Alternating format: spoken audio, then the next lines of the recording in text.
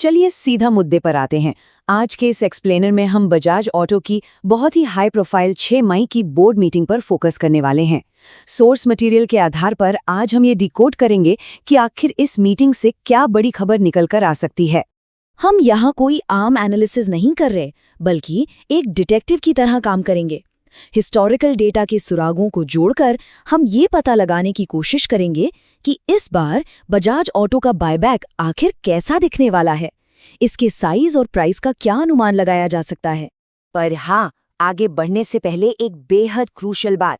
Source ने साफ कहा है कि वो कोई सेबी रजिस्टर्ड एडवाइजर नहीं है। ये पूरी कैलकुलेशन सिर्फ और सिर्फ अटकलबाजी यानी गेसवर्क है। इसे कोई फॉर्मल फाइनेंशियल एडवाइस बिल्कुल मत मानिएगा, क्योंकि स्टॉक मार्केट में पैसा जीरो भी हो सकता है। हम यहाँ सिर्फ और सिर्फ उपलब्ध डेटा को समझ रहे हैं। तो चलिए इस हाइप के पीछे की असली वजह समझने के लिए थोड़ा पीछे चलते हैं, 2024 के उस शानदार बायबैक की तरफ। सोर्स ने उस इवेंट से जुड़ी एक बड़ी ही दिलचस्प पर्सनल सक्सेस स्टोरी शेयर की है। उस वक्त 7,000 रुपए के भाव पर शेयर खरीदकर जब उसे 10,000 रुपए के बायबैक प्राइस पर सरेंडर किया गया था, तो प्रति शेयर सीधा 3,000 रुपए का फ्री प्रॉफिट बना था। सोचिए, एकदम सॉलिड रिटर्न। और ये प्रॉफिट इसलिए हुआ क्योंकि कंपनी ने उस समय ट्रेडिंग प्राइस के ऊपर पूरे 42% का भारी भरकम प्रीमियम ऑफर किया था। इसी जबरदस्त प्रीमियम के चलते ये स्टॉक कई महीनों तक मार्केट में एकदम टॉप पे बना रहा। अब वापस आते हैं प्रेजेंट में। हमारा अगला बड़ा सुराग छुपा है कंपनी की बैलेंस शीट और उनके रिजर्व्स में। अगर हम इस डेटा को देखें तो एक बहुत बड़ा डिफरेंस साफ नजर आता है। मार्च 2024 में कंपनी के रिजर्व्स लगभग 28,600 करोड़ के आसपास थे, जो अब बढ़कर करीब 33,800 करोड़ तक पहुंच गए हैं। ये कोई छोटा मोटा जंप नहीं है। अगर हम थोड़ा सा गणित लगाएं तो ये उछाल ठीक 18.18% का बनता है। कैलकुलेशन को आसान बनाने के लिए सोर्स ने इसे राउंड ऑफ करके 20% की ग्रोथ माना है। और ध्यान दीजिएगा, हमारी आगे की पूरी थ्योरी इसी 20% वाले मैजिक नंबर के इर्द गिर्द घूमने वाली है। अब इसी 20% के नियम का इस्तेमाल करके चलिए आने वाले बायबैक के टोटल साइज को प्रिडिक्ट करते हैं।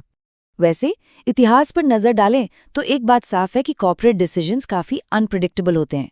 उदाहरण के लिए 2023 में रिजर्व सिर्फ 300 करोड़ थे, तब भी 2,500 करोड़ का बायबैक आया था। फिर 2024 में 28,000 करोड़ के रिजर्व्स पर 4,000 करोड़ का बायबैक हुआ। मतलब सीधा कोई कोरिलेशन नहीं है, जिससे फिर साबित होता है कि हम यहाँ सिर्फ और सिर्फ स्पेक्यूलेशन कर रहे हैं। लेकिन अगर हम सख्ती से अपने 20% ग्रोथ वाले रूल को 2024 के 4,000 करोड़ वाले बायबैक साइज पर अप्लाई करते हैं तो क्या नंबर आता है। स्टेप बाय स्टेप कैलकुलेशन के हिसाब से इस बार का प्रोजेक्टेड साइज लगभग 4,800 से 5,000 करोड़ के बीच होना चाहिए। बैकग्राउंड के लिए ये जानना भी जरूरी है कि नियमों के मुताबिक कंपनी अपने 34,000 करोड़ के रिजर्व का मैक्सिमम 25% ही बायबैक कर सकती है, जो कि 8,500 करोड़ बनता है। इससे ऊपर वो लीगली नहीं जा सकते। पर लॉजिक और ट्रेंड्स के बेसिस पर हमारा स्पेक्युलेटिव एस्टिमेट वही 5,000 करोड़ पर टिका है। साइज के बाद अब बारी आती है सबसे ट्रिकी हिस्से की। आखिर कंपनी प्रति शेयर क्या प्राइस ऑफर करेगी। सोर्स का मानना है कि 6 मई की मीटिंग से पहले न्यूज और हाइप की वजह से स्टॉक का बेस ट्रेडिंग प्राइस अपने आप चढ़कर 10,000 रुपए के आसपास पहुंच जाएगा। तो यही 10,000 रुपए हमारी स्टार्टिंग लाइन का काम करेगा। अब याद है पिछली बार का वो शानदार 42% प्रीमियम? इस बार वैसी उम्मीदें नहीं हैं। सोर्स के एनालिसिस के हिसाब से इस राउंड में कंपनी शायद थोड़ा संभल कर चले और 20 से 30% के बीच का एक मॉडेस्ट प्रीमियम ही ऑफर करे। तो अगर हम उसी पुराने 10,000 रुपए के बायबैक प्राइस पर 20% ग्रोथ का रूल लगा दें तो हमारा एस्टिमेटेड ऑफर सीधा 12,000 रुपए पर पहुंचता है। और अगर कंपनी थोड़ी ज्यादा मेहरबान हुई तो शायद ये फिगर 13,000 तक भी टच कर सकता है।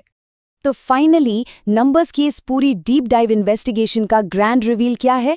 सोर्स के डेटा से जो पिक्चर बन रही है उसके मुताबिक प्रोजेक्टेड बायबैक साइज 5,000 करोड़ रुपए का हो सकता है और इसके लिए प्रति शेयर 12,000 से 13,000 रुपए का प्राइस ऑफर किया जा सकता है। पर ये कभी मत भूलिएगा कि ये पूरी एनालिसिस महज एक अटकलबाजी है। तो ऐसे में सबसे बड़ा सवाल ये है कि क्या 6 मई को असलियत वाकई में इस 20% ग्रोथ वाली थ्योरी से मैच करेगी। मार्केट में इस आने वाली बड़ी अनाउंसमेंट को किस तरह अप्रोच किया जाना चाहिए।